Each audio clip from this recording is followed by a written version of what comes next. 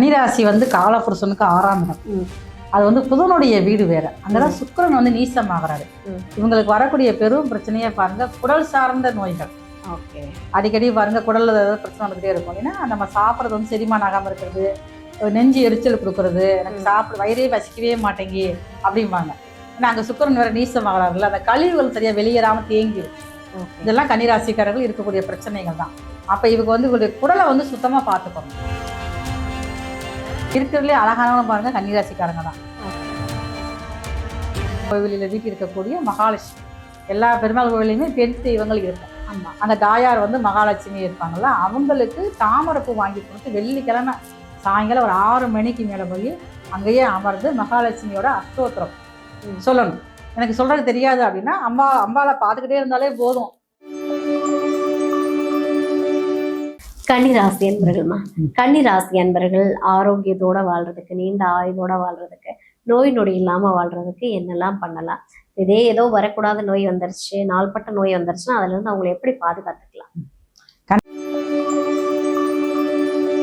கன்னிராசி வந்து காலபுருஷனுக்கு 6ஆம் இடம். அது வந்து புதனுடைய வீடு வேற. அங்கதான் சுக்கிரன் வந்து நீசமாகறாரு. இவங்களுக்கு வரக்கூடிய பெரும் பிரச்சனையே பாருங்க, குடல் சார்ந்த நோய்கள். அடிக்கடி பாருங்க குடல்ல ஏதாவது பிரச்சனை வந்துகிட்டே இருக்கும். ஏன்னா நம்ம சாப்பிட்றது வந்து செரிமானம் ஆகாம இருக்கிறது, நெஞ்சு எரிச்சல் கொடுக்கறது, எனக்கு சாப்பிட வயிறே வசிக்கவே மாட்டேங்கி அப்படிம்பாங்க. ஏன்னா அங்க சுக்கிரன் வேற நீசமாகறாருல்ல, அந்த கழிவுகள் சரியா வெளியேறாம தேங்கி இருக்கும். இதெல்லாம் கன்னிராசிக்காரர்கள் இருக்கக்கூடிய பிரச்சனைகள் தான். அப்ப இவங்க வந்து இவங்களுடைய குடலை வந்து சுத்தமா பார்த்துக்கணும்.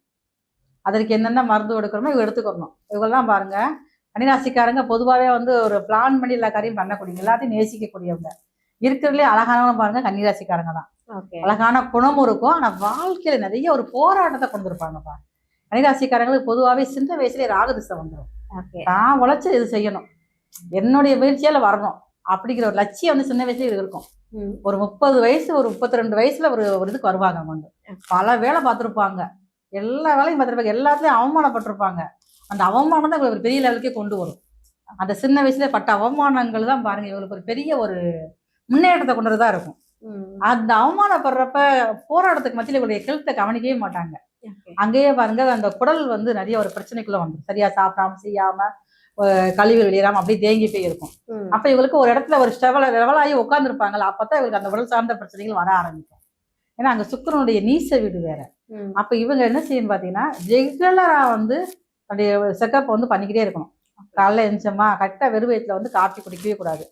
ஒரு கிளாஸ் வந்து வெந்நீர் குடிக்கணும். வெந்நீர் குடிச்சாலே போதும், அந்த கரெக்டா வந்து கிளீன் ஆயிடும் குடல் எல்லாமே பாருங்க. அதுக்கப்புறம் பாருங்க அமாவாசைக்கு 4 நாளைக்கு கழிச்சு, 4 நாளைக்கு முன்னாடி, அதே மாதிரி பௌர்ணமிக்கு 4 நாள் கழிச்சு 4 நாளைக்கு முன்னாடி ஏதாவது ஒரு பேதி போற மாதிரி ஏதாவது மருத்துவம் சாப்பிட்டுக்கிட்டே இருக்கணும். வந்து குடல் வந்து கிளீன் ஆயிடும், எந்த ஒரு பிரச்சனையும் இவங்களுக்கு வந்து வரவே செய்யாது. இவங்களுக்குரிய வழிபாடு அப்படின்னாலே பாருங்க அஷ்டலட்சுமி மகாலட்சுமி தான். பெருமாள் கோவிலில் வீட்டில் இருக்கக்கூடிய மகாலட்சுமி, எல்லா பெருமாள் கோவிலையுமே பெண் தெய்வங்கள் இருக்கும். ஆமா, அந்த தாயார் வந்து மகாலட்சுமி இருப்பாங்கல்ல, அவங்களுக்கு தாமரைப்பூ வாங்கி கொடுத்து வெள்ளிக்கிழமை சாயங்காலம் ஒரு 6 மணிக்கு மேல போய் அங்கேயே அமர்ந்து மகாலட்சுமியோட அஷ்டோத்திரம் சொல்லணும்.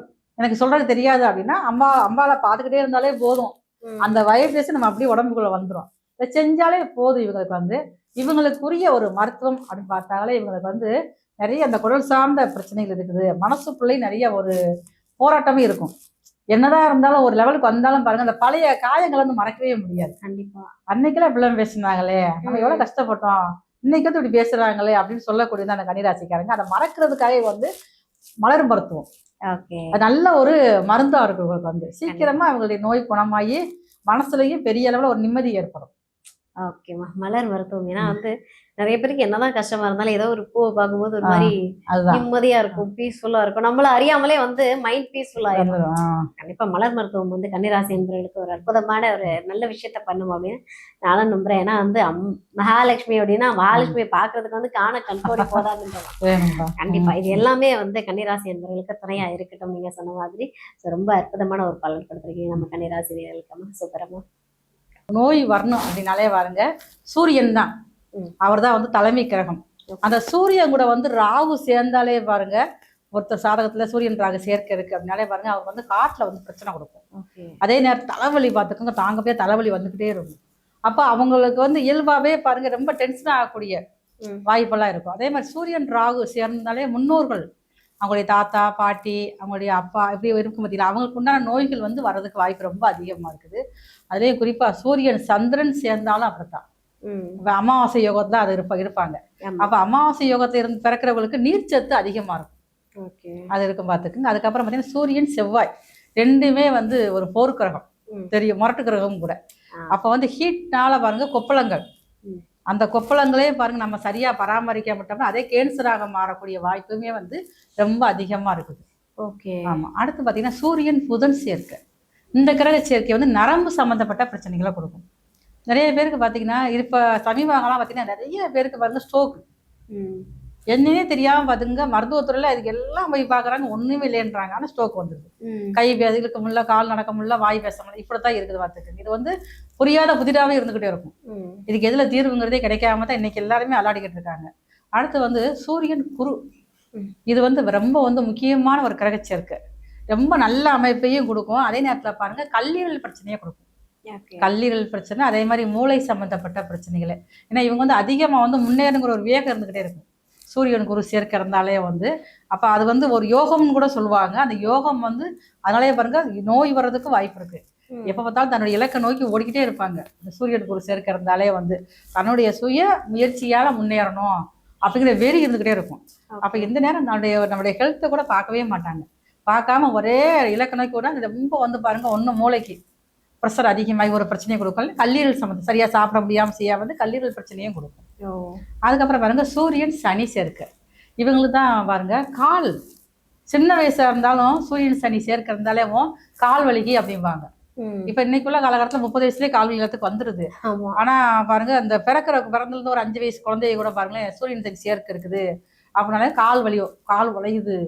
அதுக்கு என்ன வலி தெரியும்? ஆனா இந்த மாதிரி கிரகச்சரிக்கையானது அதுக்கு அந்த கால் வலியை கொடுத்துரும். அந்த எலும்பு இந்த மச்சைகள்ல உள்ள அந்த சவுல பூரா பழகினமாயி வலிக்க ஆரம்பிச்சிடும். அது வந்து அதுக்கடுத்து நம்ம ஏற்கனவே சூரியன் ராகு பார்த்துட்டோம். சூரியன் கேது அப்படின்னாலுமே அப்படித்தான். இந்த சூரியன் கேது சேர்க்கையும் பார்த்தீங்கன்னா நிறைய பேருக்கு வந்து அந்த ஹார்ட் போகிற பிளட் வந்து கொஞ்சம் குறைஞ்சிரும்.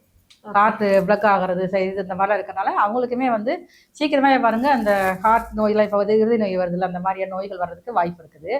பொதுவாக ஒருத்தர் ஜாதகத்துல உத்திரட்டாதி பூரட்டாதி இந்த 2 நட்சத்திரத்தை பிறந்திருந்தாலும் இந்த 2 நட்சத்திரத்துலையுமே கிரகங்கள் இருந்தாலும் அவங்களுடைய அப்பா வழியிலேயே அம்மா வழியிலேயே யாருக்கா ஒருத்தருக்கு கேன்சர் இருக்கும்.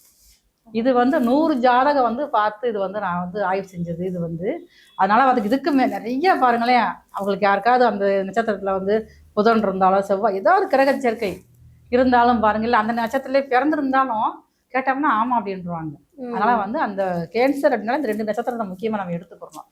ஆமா, இது வந்து பெரிய ஒரு ஆபத்தான ஒரு விஷயமா இருக்குது. அப்படி ஒரு விஷயம் இருந்துட்டு அப்படின்னாலே நம்மளுடைய வாழ்க்கை முறையை வந்து மாத்திக்கணும். பாட்பஸ்ட் உணவுகளை வந்து ரொம்ப இதா சாப்பிடுறாங்கல்ல, அதெல்லாம் சாப்பிடக்கூடாது. நல்ல ஒரு பழக்க வழக்கங்கள், காலைல எந்திரிச்சோடனே வந்து வாக்கிங் போறது, சூரிய நமஸ்காரம் பண்றது, லேட்டா எந்திரிக்க கூடாது, லேட்டா தூங்கக்கூடாது. லேட்டா தூங்கினாலே பாருங்க நம்மளுடைய பெட்ரோல் சுரப்பையில வந்து சிரட்டான் சுரக்காம போயிரும்ல. அதான் பாருங்க பகல்ல பார்த்தீங்கன்னா அவங்களால ஒரு தூக்கமே இல்லை, ஒரு ஆக்டிவாக இருக்கவே முடியாது. அந்த மாதிரி நம்மளுடைய பழக்க வழக்கங்கள்லாம் மாத்திக்கிட்டாங்கனாலே வந்து அந்த கேன்சர் பிரச்சனைகள் வராம போயிடும். இன்னொன்னு பரம்பரையா வரக்கூடிய நோய் அப்படி ஒரு தாக்கம் இருந்தாலே வந்து நம்ம வந்து சிக்கன் சாப்பிட்றத முதல்ல வந்து அவாய்ட் பண்ணிடணும்.